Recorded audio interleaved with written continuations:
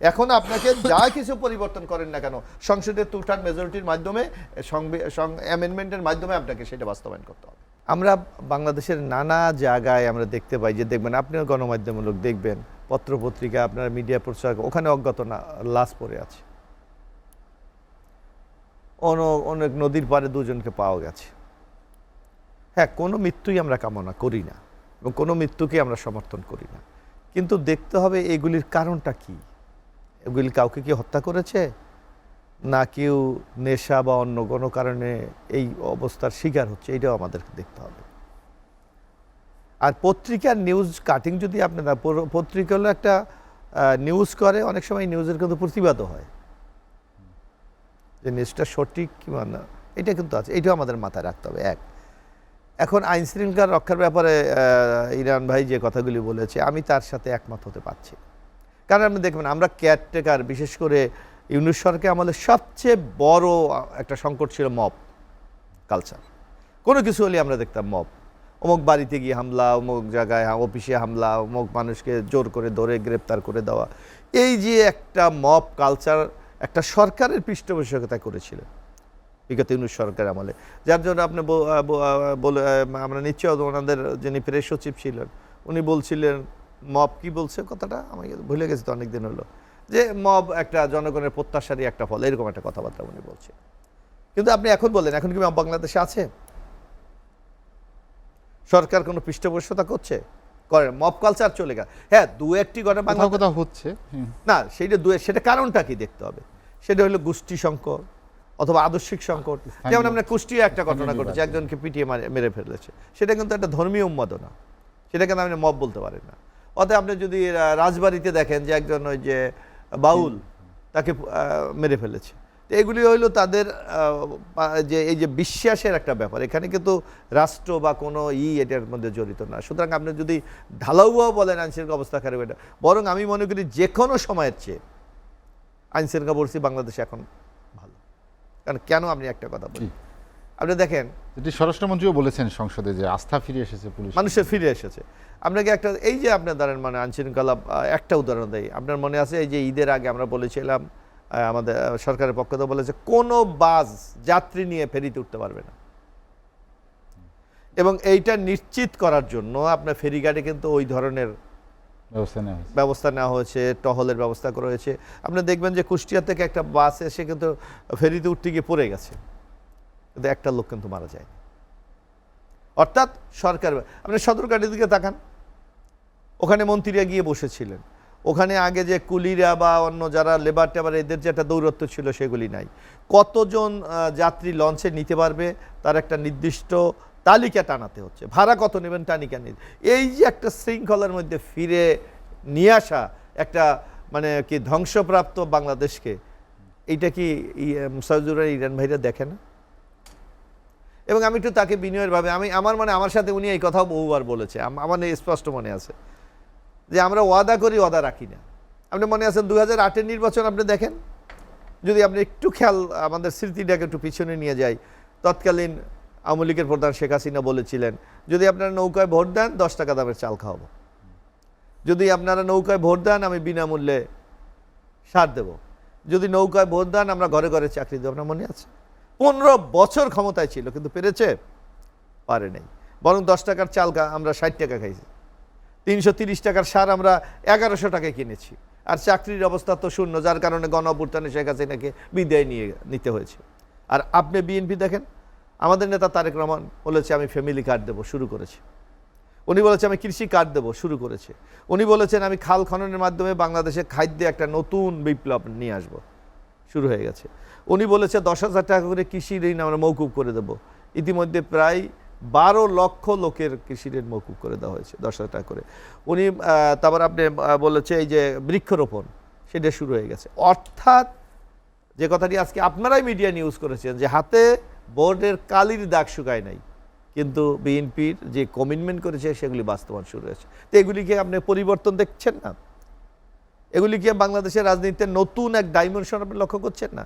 এখন আমরা যদি আগের ধ্যান ধারণা বলে যে বিরোধী দল মানেই সরকারের সমালোচনা করা, আমি ইরান ভাইকে আরেকটু কথা বলি, যে বিএনপি কতটুকু গণতান্ত্রিক এবং কতটুকু সহনশীল, কতটুকু বিরোধী দলকে শ্রদ্ধা করে, আমি দুইটা উদাহরণ দিয়ে বললে উনি নিশ্চয়ই পার্থক্যটা বুঝতে। একটা হলে আপনি দেখেন আমাদের দেশে নির্বাচন হয়ে গেলে কি হয়, মানি না, কারচুরি হয়েছে, ফেলে দেবো, শান্তিতে থাকতে দেবো না, এগুলি শুনেছেন না? কিন্তু this is the first time the history of Bangladesh যে বিরোধী দলও কিন্তু নির্বাচনকে স্বাগত জানিয়েছে, যারা বিজয় হয়েছে তাদেরকে অভিনন্দন জানিয়েছে।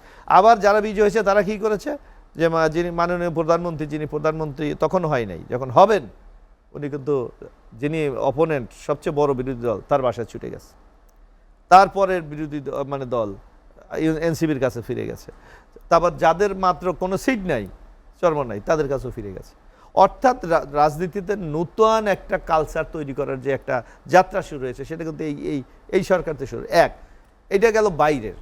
সংসদে আপনি দেখেন, সংসদগত আপনি দেখেন এই এখন তো বাজেটের এর আগে একটা অধিবেশন গিয়েছে, সেখানে বলেছে যে সংস্কার আমরা চাই না, একটা চমৎকার একটা মুখরোচক আলাপ করেছেন। আপনি দেখবেন ইউনূস সরকার 133টা অর্ডিন্যান্স জারি করেছিলেন।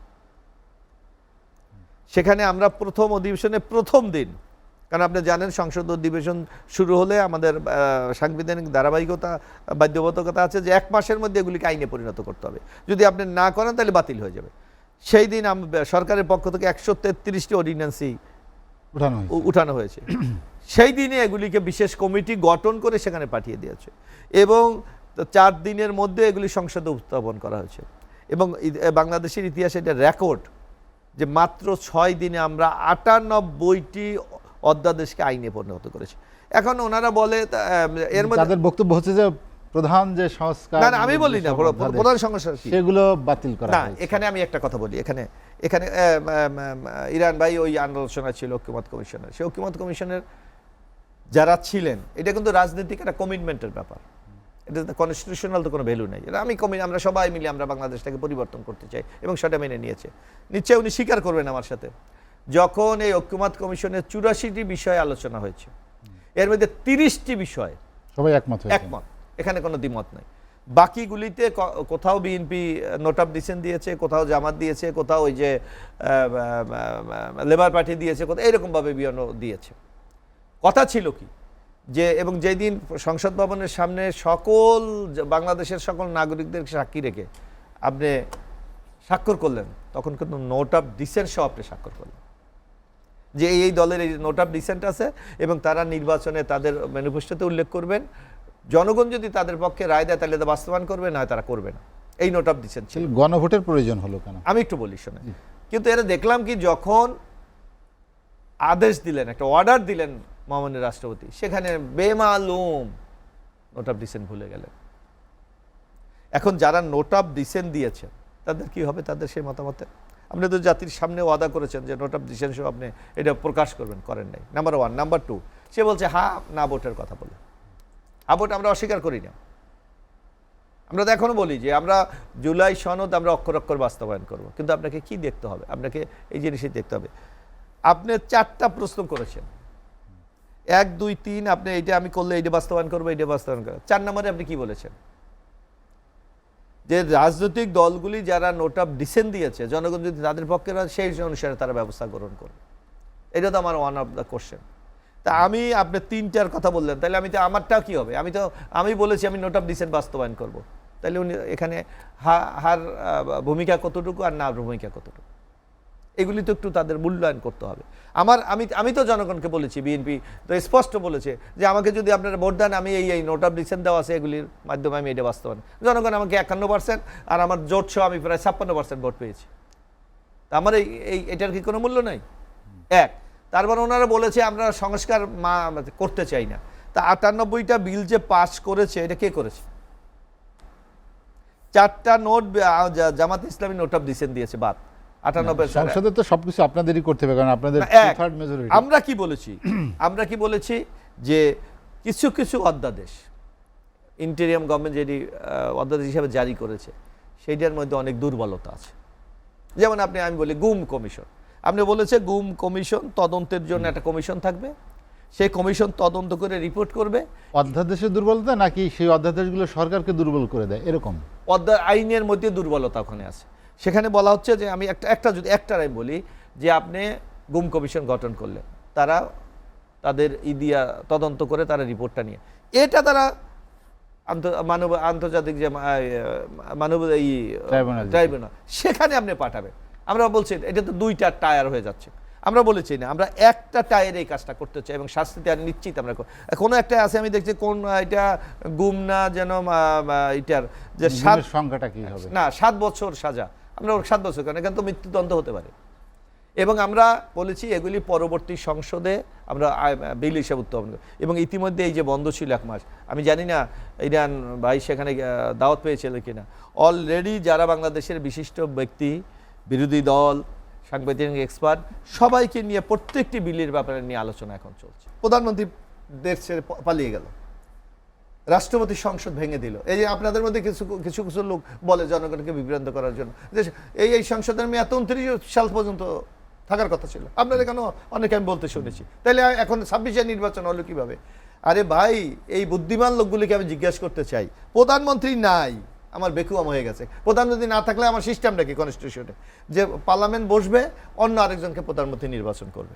ওকে, এখানে তো প্রধানমন্ত্রী, তার মন্ত্রী, এমপি, দুনিয়াদারি সব চলে গেছে। তারপর মহামান্য রাষ্ট্রপতি সংসদ ভেঙে দিলেন, তাহলে উপায়টা কি? সংসদ ভেঙে দিলে আপনার নির্বাচন ছাড়া তো বিকল্প, তাহলে আপনি 29 সাল পর্যন্ত থাকার স্বপ্ন আপনি কোন আইনে দেখেন? এখন আপনি বলতে পারেন তাইলে 3 মাসের মধ্যে নির্বাচন হলো না কেন, এটা একটা ভ্যালিড কোশ্চেন। কিন্তু সেখানে যখন আমাদের সংবিধান, কিন্তু সংবিধানে তো উল্লেখ আছে যে প্রতি 5 বছর পর পর সংসদ নির্বাচন হবে, কিন্তু উল্লেখ আছে না? ভেঙে গেলে কি হবে? ভাঙছে কে? হ্যাঁ, রাষ্ট্রপতি ভেঙে দিয়েছে, তার পাওয়ার আছে। হ্যাঁ, এই যে মনে করেন বিশেষ একটা ব্যবস্থা আসছে, তখন তো এমন একটা অবস্থা না বিশেষ ব্যবস্থা আসে, বিশেষ ব্যবস্থা আপনাকে আগে রাষ্ট্রপতি যখন ভেঙে দিয়েছে, প্রাইম মিনিস্টার যখন পালিয়ে গেছে, তখন উপায়টা কি? তখন আমাদের কনস্টিটিউশনে আগে ছিল আপনার একটা কেয়ারটেকার গভর্নমেন্ট হবে, কেয়ারটেকারের সিস্টেম নাই। তখন আপনাকে আমাদের সংবিধানের মালিক হলো সুপ্রিম কোর্ট। আপনি সুপ্রিম কোর্টের কাছে নির্দেশনা চেয়েছে, আমার প্রাইম মিনিস্টার চলে গেছে, সংসদ ভেঙে দিয়েছে, হোয়াট ইজ দ্য নেক্সট? কি করতে আমি কিভাবে দেশ চালাবো? তখন 106 এর সুপ্রিম কোর্ট বলছে তুমি একটা ইন্টেরিয়াম গভর্নমেন্ট গঠন করে এই পরিস্থিতি মোকাবেলা করতে পারো। এটাকে ওরা বলেছে রাইটের ডক্টরেট অফ নেসেসিটি, প্রয়োজনের আলোকে। কিন্তু ওখানে তারা একটা রিল্যাক্স করেছে, তারা এই সরকারের কোনো কার্যকাল নির্দিষ্ট করে দেয় নাই। ওই সুযোগে আপনি 18 মাস ছিল নাই, কিন্তু 18 মাস থাকারও সুযোগ ছিল। আপনারা যদি বলেন 29 পর্যন্ত সরকার, আরে ভাই আমার পার্লামেন্ট নাই, আমার প্রধানমন্ত্রী নাই, আমার কিচ্ছু নাই, 29 সাল পর্যন্ত কে চালাবে দেশ? মানে কি সুপ্রিম কোর্টের ওই রায়ের আলোকেই নির্বাচন? অবশ্যই রায়ের আলোকে, যার জন্য আপনি এটা টোটালি কনস্টিটিউশনাল গভর্নমেন্ট। আমরা তো অন্য কোনো, এটা কেউ যদি বিপ্লবী সরকার অথবা জাতীয় সরকার সেই বলার কোনো সুযোগ নাই। কারণ এখানে আপনি দেখেন রাষ্ট্রপতির কাছে গিয়ে যেটা মন্ত্রীরা শপথ নেয়, সেভাবে তারা শপথ নিয়েছে এবং তারা ওইভাবে মন্ত্রণালয়ের দায়িত্ব পালন করেছেন। তো সুতরাং এখানে টোটালি সাংবিধানিক একটা গভর্নমেন্ট ছিল, যার ধারাবাহিকতা এখনো চলছে। হ্যাঁ, এখন যেটা আপনি বলছেন যে আমরা নির্বাচনে 31 দফা কমিটমেন্ট করেছি, আমরা তো সে কমিটমেন্ট বাস্তবায়ন করতে রাজি। আপনি যেটা সংবিধান সংস্কার পরিষদের নিয়ে, যেটি নিয়ে আপনারা এখানে আমি এটা সংস্কার পরিষদ হবে না সংশোধন কমিটি হবে? একটা হলো এক জিনিস আর পরিষদ আর অ্যামেন্ডমেন্ট, আর হলো রিফর্ম। আপনারা অ্যামেন্ডমেন্ট করতে চান? অবশ্যই, সংবিধান তো অ্যামেন্ডমেন্টের মাধ্যমেই পরিবর্তন হয়।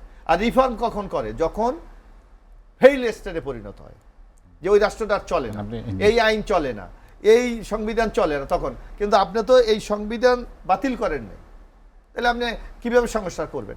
এখন আপনাকে যা কিছু পরিবর্তন করেন না কেন, সংসদের 2/3 মেজরিটির মাধ্যমে, অ্যামেন্ডমেন্টের মাধ্যমে আপনাকে সেটা বাস্তবায়ন করতে হবে। এছাড়া কোনো বিকল্প পথ নেই, যদি আপনি সাংবিধানিক সরকার বিশ্বাস করেন, গণতন্ত্র বিশ্বাস করেন।